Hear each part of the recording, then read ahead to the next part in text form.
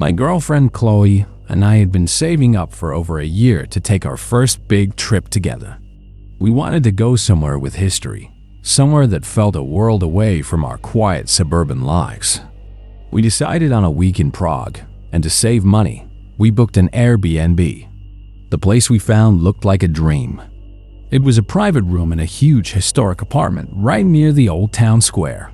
The photos showed high ceilings, antique furniture, and a host, an elderly man named Klaus, who had hundreds of positive reviews calling him charming and a true gentleman. When we arrived, the apartment was even more impressive in person. The building itself was ancient, with a heavy wooden door that led into a stone courtyard. Klaus met us at the door to his apartment on the third floor. He was exactly as described, a tall, thin man with perfectly combed white hair and a polite, formal way of speaking. He showed us to our room, which was at the end of a long, dark hallway. The whole apartment was filled with dark wood furniture, heavy velvet curtains, and dozens of old framed portraits. The paintings were of stern-looking men and women from another century, and their eyes seemed to follow you as you walked down the hall. It was a little spooky, but also incredibly cool. Klaus showed us our room, the bathroom, and the kitchen, and then he handed me a small leather-bound book. "The rules of the house," he said with a thin smile. "Please read them carefully. It is an old house, and it has its routines." We thought it was a charming, quirky detail. We opened the book later that evening. The first few rules were normal. Please take your shoes off at the door. Please wash any dishes you use. No guests after 10 p.m. Standard stuff. But as we kept reading, the rules got stranger. Rule number 7. Please do not move any of the photographs on the walls. They are placed very deliberately and do not like to be disturbed. Chloe and I looked at each other and laughed a little. It was weird, but we figured he was just very proud of his family history. Rule number 12. The large grandfather clock in the main hallway must be wound every night. The key is on the mantelpiece. This must be done at 10 p.m. precisely, not before and not after. It is very important for the harmony of the house. This one felt a bit more demanding. We were on vacation, and now we had a chore with a strict deadline. Still, it was his house, so we agreed we would just set an alarm on our phones. Then we got to the last rule, rule number 15, and it was the one that made the charming quirks of the house feel like something else entirely.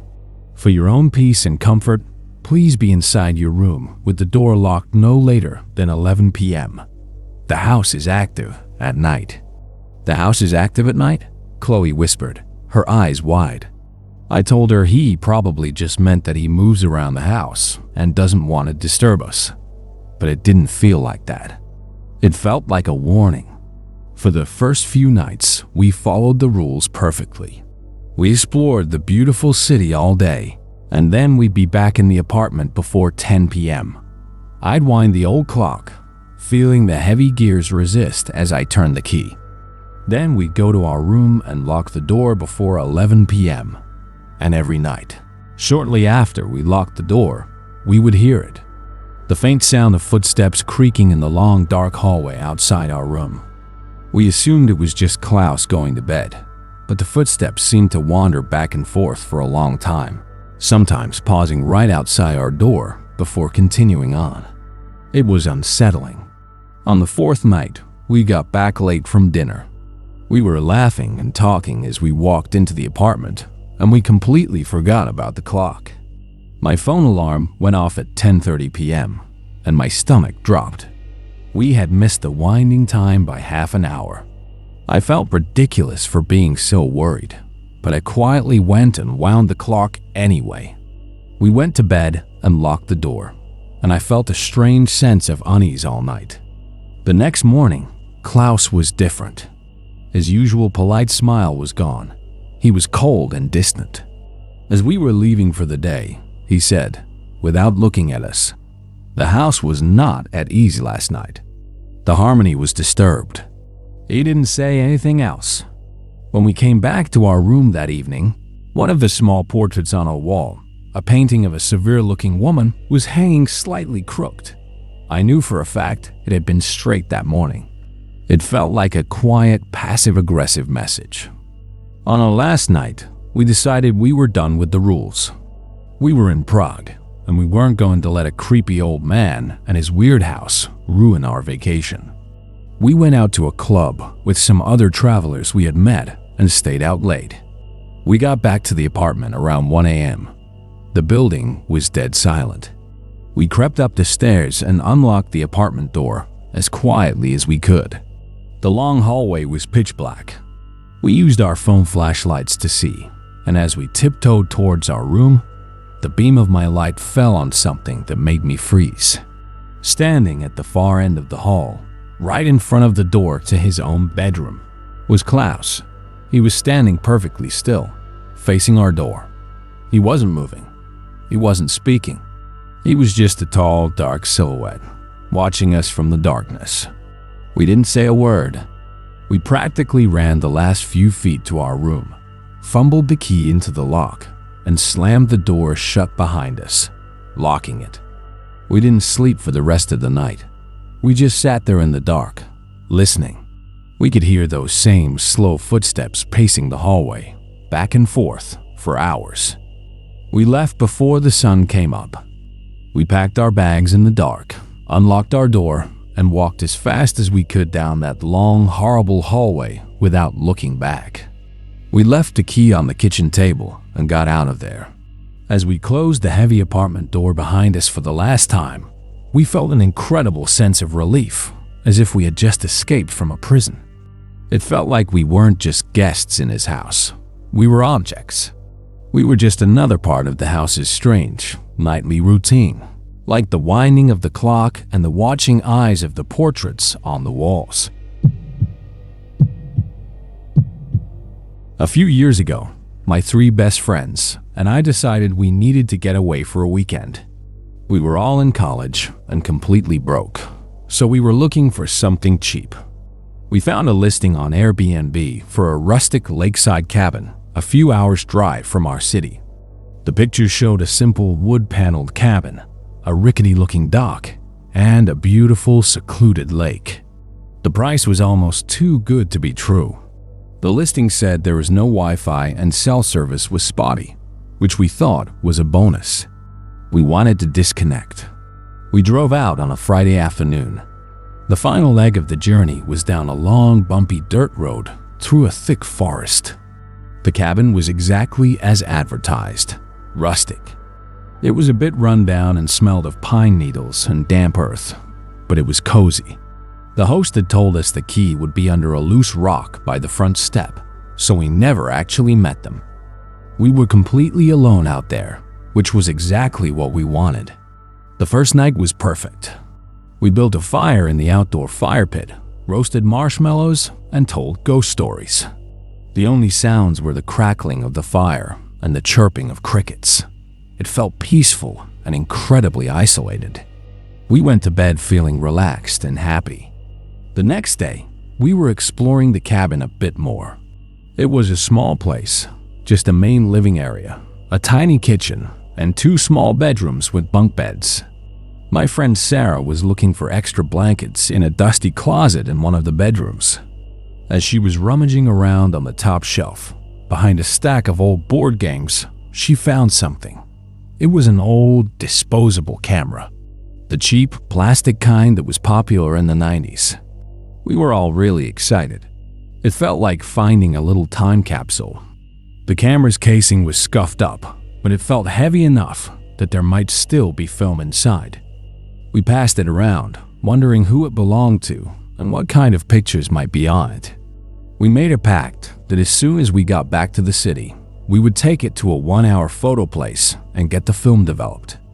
The rest of the weekend was fun, but there was a strange, subtle feeling of unease that we couldn't quite shake. That night, as we were sitting by the fire again, we all heard a strange noise coming from the deep woods that surrounded the property. It was a rhythmic tapping sound. We tried to convince ourselves it was just a woodpecker, but the sound was too steady, and it was the middle of the night. Later, When we were walking down by the lake, I got the most intense feeling that we were being watched from the tree line. I told my friends, and they admitted they felt it too. We laughed it off as our imaginations running wild after finding the camera and telling ghost stories. But we all stayed a little closer together for the rest of the day. We drove home on Sunday, and the weird feelings from the cabin slowly faded away. A few days later, Sarah found the disposable camera in her bag and reminded us of our plan. We all went together to a drugstore that still did photo developing. We dropped off the camera, feeling a mix of excitement and curiosity, and went to grab a coffee while we waited. An hour later, we came back and picked up the envelope of photos. We sat down at a table in the drugstore's little cafe and opened it. The first few pictures were exactly what you'd expect. There were a few blurry shots of the cabin's interior, a picture of the lake taken from the dock during the day, and a couple of photos of the trees in the backyard. It looked like a previous guest had just been taking boring vacation pictures. But then the photos started to change. The next few were taken at night. They were dark, blurry pictures of the forest, as if the person was trying to take a picture of something in the dark, but the flash wasn't strong enough. Then there was a picture taken from inside the cabin, looking out the living room window into the pitch-black yard. We looked closer at the photo. In the faint reflection on the glass, you could just make out the silhouette of the person holding the camera. And standing right behind them, also reflected in the glass, was the shape of another person. Our hearts started to pound. We quickly flipped to the next photo. It was another shot of the woods at night, but this one was a little clearer. In the distance, illuminated by the camera's flash, were two small, bright circles, like the eyes of an animal reflecting the light. But they were too far apart to be an animal. We saved the last photo for the end.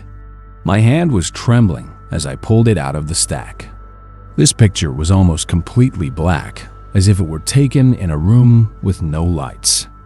But the flash had gone off, and it had illuminated a face.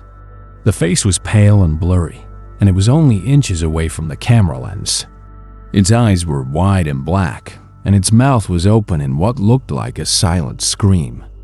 It was a face of pure terror. We all just stared at the photograph, completely silent. We suddenly understood what we were looking at. The person who owned this camera wasn't just taking pictures of their vacation. They were documenting something terrifying. They were being stalked. The tapping noise we heard wasn't the woodpecker. The feeling of being watched wasn't our imagination. The person in those woods had come to the cabin. The last photo, the close-up of that horrified face, was likely taken in the final moments as whatever was hunting them finally caught them. We hadn't been staying in a peaceful, rustic cabin.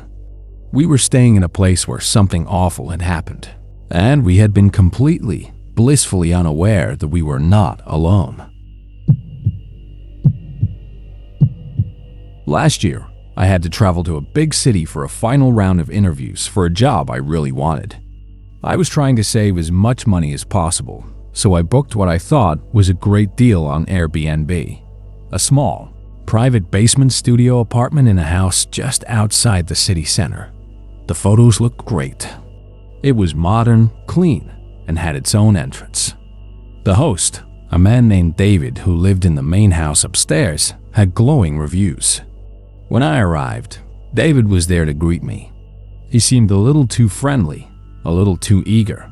He gave me a long tour of the tiny studio, explaining how everything worked in excessive detail. The apartment was just as pictured, but there was one thing the photos didn't show. There were no real windows. The only windows were a few small, high-up panes of glass near the ceiling that looked out onto a brick wall. It made the place feel a bit like a bunker, but it was clean and cheap, so I couldn't complain. The first night, I had trouble sleeping. I just felt watched. I couldn't explain it. I kept looking around the room, feeling a prickle on the back of my neck. I noticed there was a smoke detector on the ceiling, but it was in a strange place. Instead of being in the middle of the room, it was positioned directly over the bed. There was another one in the tiny bathroom. It seemed like overkill for such a small apartment. I brushed it off as the host being extra cautious about safety and eventually fell asleep. The next day was my big interview. I woke up early to get ready. As I was about to go over my notes one last time, the Wi-Fi in the apartment suddenly cut out. I tried reconnecting, but it was gone. I was annoyed, but I had a good data plan on my phone, so I decided to use that instead. While I was waiting for my phone to connect, a paranoid thought popped into my head. I remembered reading an article once about hidden cameras in hotels and rentals. On a whim, I typed "how to find hidden cameras" into my phone's search bar. I started reading through an article. It said to look for tiny pinhole-sized black dots on everyday objects, especially things that are already electronic. It listed smoke detectors, digital clocks, and phone chargers as common hiding places. My heart skipped a beat. I thought about the smoke detector right over my bed. I dragged the desk chair over and stood on it, my heart pounding. I got my face right up close to the smoke detector and examined it carefully. And there it was. Nestled right beside the small red indicator light was a tiny, perfectly round, glossy black dot. It was a camera lens. It was aimed directly at the bed. A wave of nausea and cold terror washed over me. I felt violated. I quietly got down from the chair and looked around the room with new eyes. How many more were there? I went into the bathroom and checked the smoke detector in there. I found another tiny lens. I looked at the digital alarm clock on the nightstand. There was another one, hidden in the dark plastic of the display. He could see everything. Every private, personal moment since I had arrived. He had watched me sleep. My first instinct was to scream and run out of the apartment. But then another, more terrifying thought stopped me. He was probably watching me right now. He lived right upstairs. If I reacted, if I let him know that I knew, what would he do? I had to act normal. It was the hardest thing I've ever had to do. With my heart hammering against my ribs, I pretended that everything was fine. I calmly went about my routine, getting dressed for my interview, doing my hair in front of the bathroom mirror, knowing that a tiny lens was capturing my every move. I felt like an actor in a horrible play. While I was getting dressed, I came up with a plan. I kept my suitcase open on the bed, and I started packing it, but I did it casually, as if I were just tidying up the room before I left for the day. While my back was turned to the alarm clock and smoke detectors, I took a pen and a piece of paper from my bag. Hiding it with my body, I wrote a short note. It said, "I know you are watching. I am leaving now. Do not follow me." I finished packing, my hand shaking slightly. I folded the note and placed it in the very center of the perfectly made bed, right in the spot where the camera from the ceiling was aimed. Then I took my suitcase, walked to the door, and left without a single look back. I didn't run. I walked calmly down the driveway to the street and didn't stop walking until I was several blocks away. Then I called a taxi and went straight to a hotel. From the safety of the hotel room, I called Airbnb and the police. I told them everything. Airbnb was horrified and immediately refunded my money and banned the host. I don't know what the police did or what happened to David. I never heard anything more about it, but I can't shake the feeling of being watched. I think about him sitting in his house upstairs, drinking his morning coffee while he watched a live feed of the strangers sleeping in his basement. I wasn't a guest. I was his own private reality show. And I still wonder how many people stayed there before me and never, ever knew.